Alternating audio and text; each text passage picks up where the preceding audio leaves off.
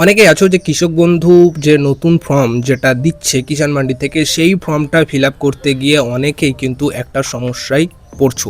সেটা হচ্ছে, তুমি যদি ফর্মের 7 নম্বর পয়েন্টটা যদি খেয়াল করো, তাহলে দেখতে পাবে 7 নম্বরে এপিক নাম্বারের নিচে দেখতে পাবে এসি নাম্বার। এই এসি নাম্বারটা তোমরা কিন্তু অনেকেই ভুল করছো। অনেকে তোমরা ভাবছো যে এটা হয়তো অ্যাকাউন্ট নাম্বার, কিন্তু না, এটা কিন্তু অ্যাকাউন্ট নাম্বার নয়। এসি নাম্বার মানে হচ্ছে বিধানসভা নাম্বার, মানে তুমি কোন বিধানসভার আন্ডারে ভোট দাও।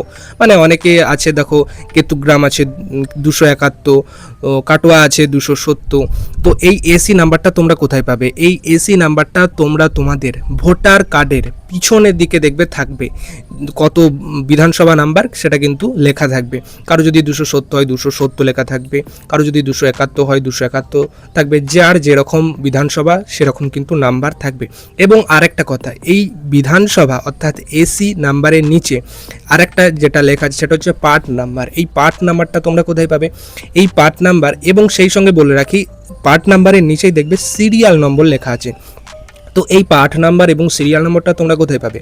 দেখবে ভোট দেওয়ার আগে দেখবে তোমাদের বাড়িতে বাড়িতে দেখবে একটা স্লিপ দিয়ে গেছে, ঠিক আছে? ওই স্লিপটা যদি থেকে থাকে, দেখবে ওই স্লিপের ওখানে দেখবে ডান দিকে কোণে ওপর দিকে দেখবে থাকবে তোমাদের সিরিয়াল নম্বরটা। কারো যদি 54, কারো যদি 51 বা 63, যার যেরকম সিরিয়াল নম্বর সেরকম দেখবে থাকবে।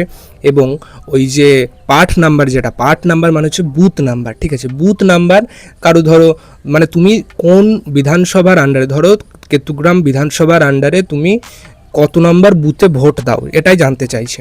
তো বুথ নাম্বারটা কারো 69 হতে পারে, কারো 70, 71, যার যেরকম বুথ নাম্বার দেখবে ওই ভোট দেওয়ার আগে দেখবে একটা স্লিপ দিয়ে গেছে। ওই স্লিপে কিন্তু ওই সিরিয়াল নাম্বার এবং বুথ নাম্বার, অর্থাৎ সিরিয়াল নাম্বার এবং পার্ট নম্বরটা কিন্তু থাকবে। তো এটাই জানানোর ছিল।